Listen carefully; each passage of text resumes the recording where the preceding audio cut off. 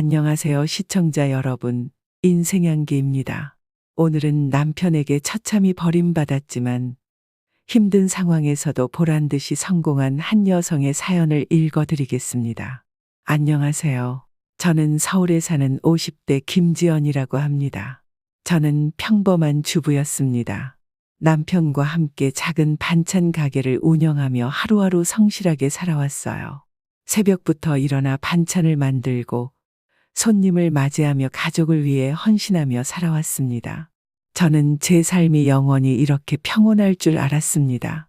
하지만 인생은 제가 예상하지 못한 방향으로 흘러갔습니다. 저는 남편을 믿었고 그를 위해 모든 것을 희생하며 살아왔습니다. 하지만 남편은 저를 배신했고 저는 하루아침에 모든 것을 빼앗겼습니다. 제가 어떻게 그 절망 속에서 다시 일어섰는지, 그리고 지금 어떤 삶을 살고 있는지 이 이야기를 끝까지 들어주세요. 여러분의 삶에도 조금이나마 도움이 됐으면 좋겠습니다. 저는 남편과 작은 월세집에서 행복한 신혼생활을 시작했습니다. 가진 것은 많지 않았지만 서로를 향한 믿음과 사랑이 가득했습니다. 남편과 함께 작은 반찬 가게를 열고 부지런히 일하며 하루하루를 소중히 보냈습니다. 남편은 처음에는 다정하고 가정적인 사람이었습니다. 먼저 나서서 집안일을 도와주고 장사가 잘 안 되는 날이면 항상 긍정적으로 격려해주는 사람이었죠. 저는 남편과 평생 함께할 수 있다면 더 바랄 것이 없다고 생각했습니다. 저희 가게는 작았지만 신선한 재료와 정성으로 만든 반찬 덕분에 손님들의 입소문을 타기 시작했습니다. 저는 매일 새벽부터 도매 시장에 가서 신선한 재료를 사고 정성을 다해 음식을 만들었습니다. 한 번 온 손님이 단골이 되어 찾아오고 "사장님 반찬은 정말 맛있어요" 라는 말을 들을 때마다 기쁨을 느꼈습니다. 그리고 남편과 함께라면 어떤 어려움도 이겨낼 수 있을 거라 믿었습니다. 하지만 어느 순간부터 남편이 변하기 시작했습니다. 핸드폰을 숨기고 늦게까지 누군가와 연락을 주고받았고 저한테는 사준 적도 없는 명품 영수증이 생겨났습니다. 점점 말수가 줄고 저와 눈을 마주치는 일도 피하는 것 같았습니다. "무슨 일 있어?" 하고 물어보면 별거 아니야. 그냥 가게 일로 피곤해서 그래. 라고 대답하던 남편. 하지만 저는 그때부터 마음이 불안하기 시작했습니다. 남편은 점점 집보다 밖에서 시간을 보내는 일이 많아졌습니다. 집에 있으면 답답하다 라며 늦게 들어오는 날이 늘어나면서 저는 혼자 가게를 운영하며 고된 하루를 보냈습니다. 한때 함께했던 그 따뜻한 모습은 온데간데 없이 사라졌습니다. 장사를 마치고 집에 돌아오면 텅 빈 집에서 혼자 저녁을 먹는 날이 많아졌습니다. 가끔은 연락도 없이 외박을 하면서도 남편은 변명만 늘어놓았습니다. 친구랑 술 한잔하다 보니 늦었어. 왜 이렇게 날 못 믿어? 라는 말이 저를 더 의심스럽게 만들었습니다. 하루는 차에 블랙박스 용량이 꽉 차 정리를 하고 있었습니다. 그 순간 저는 이상한 촉이 작동되었습니다. 불안한 마음에 차 블랙박스를 확인했습니다. 그리고 거기에는 제가 알지 못했던 남편의 또 다른 삶이 담겨 있었습니다. 다른 여자와 함께 있는 남편의 목소리. 저는 심장이 내려앉았습니다. 머릿속이 하얘지고 손이 떨려 아무 말도 할 수 없었습니다. 길거리를 걸으면 그 장면이 계속 떠올랐고 가슴이 답답해졌습니다. 어떻게 해야 할까? 그냥 모른 척 넘어가야 하는 걸까? 고민 끝에 저는 남편과 마주 앉아 솔직하게 이야기해 보기로 했습니다. 저는 남편에게 사실을 따졌습니다. 하지만 남편은 미안함을 느끼기는커녕 오히려 차갑게 말했습니다. 나도 이젠 행복하고 싶어. 우리 이제 그만하자.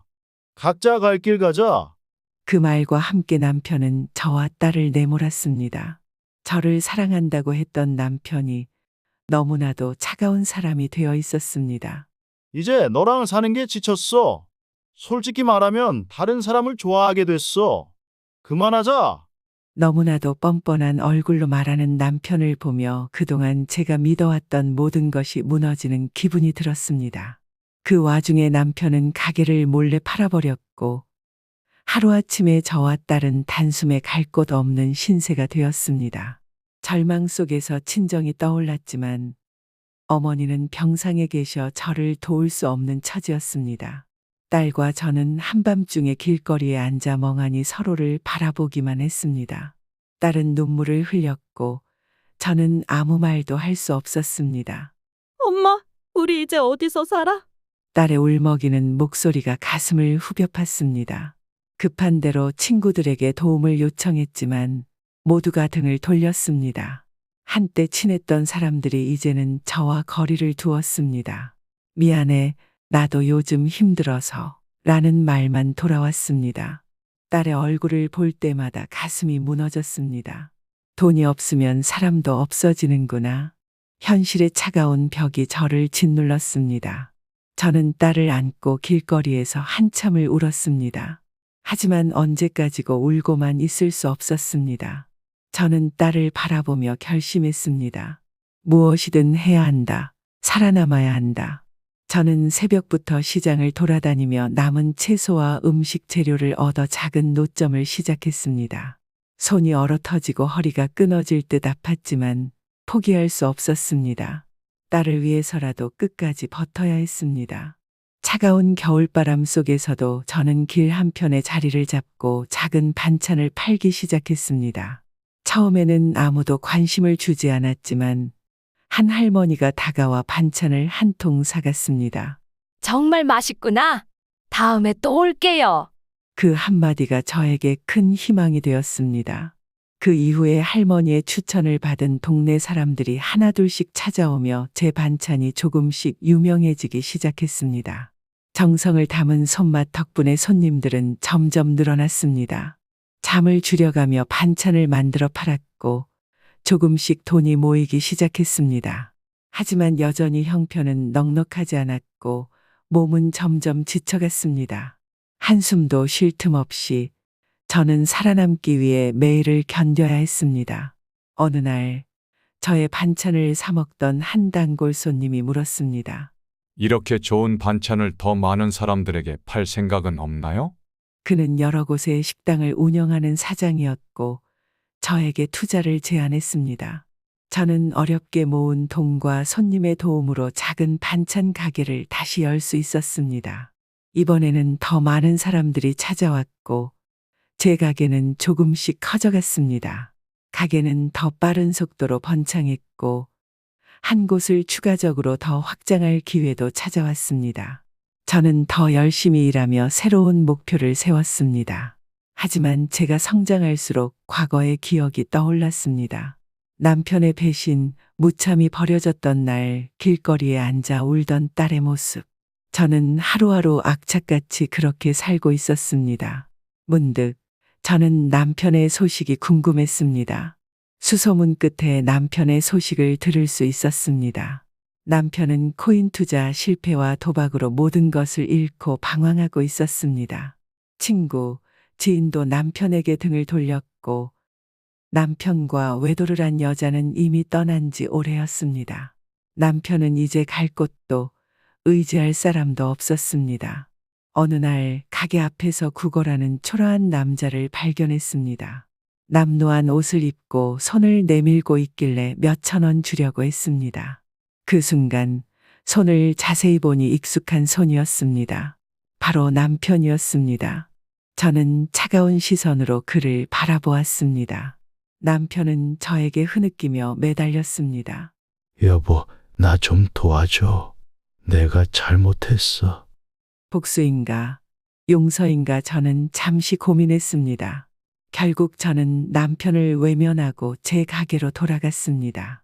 하지만 저는 남편이 계속 눈에 밟혔습니다.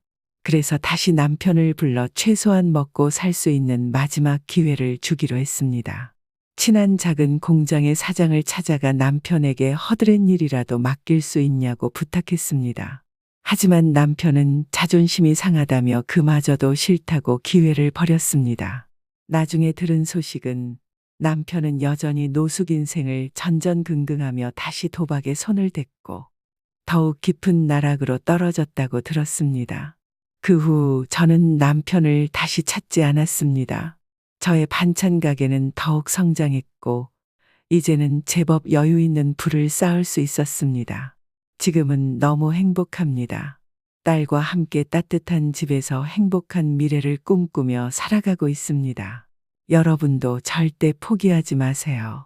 인생은 때때로 우리가 예상하지 못한 시련을 안겨줍니다.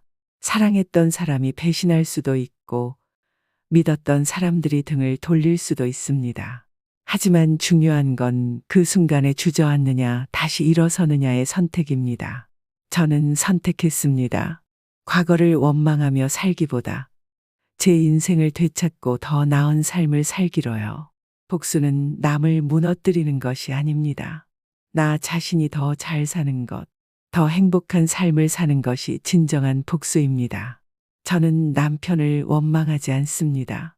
오히려 그가 없었다면 저는 지금 이 자리까지 오지 못했을 것입니다. 힘든 시간은 나를 단련시키는 시간이었고, 저는 그 시간을 딛고 일어섰습니다. 여러분이 겪고 있는 어려움이 무엇이든 지금이 끝이 아닙니다. 절망에 빠지지 마세요. 인생은 우리가 선택하는 대로 흘러갑니다. 고통 속에서도 희망을 찾고 무너진 자리에서 다시 시작할 수 있습니다. 오늘의 이야기가 여러분에게 작은 용기가 되었길 바랍니다. 혹시 비슷한 경험이 있으셨다면 댓글로 남겨주세요. 여러분의 이야기를 듣고 싶습니다. 그리고 이 영상이 도움이 되었다면 좋아요와 구독 부탁드립니다. 함께 더 나은 인생을 만들어가요. 감사합니다.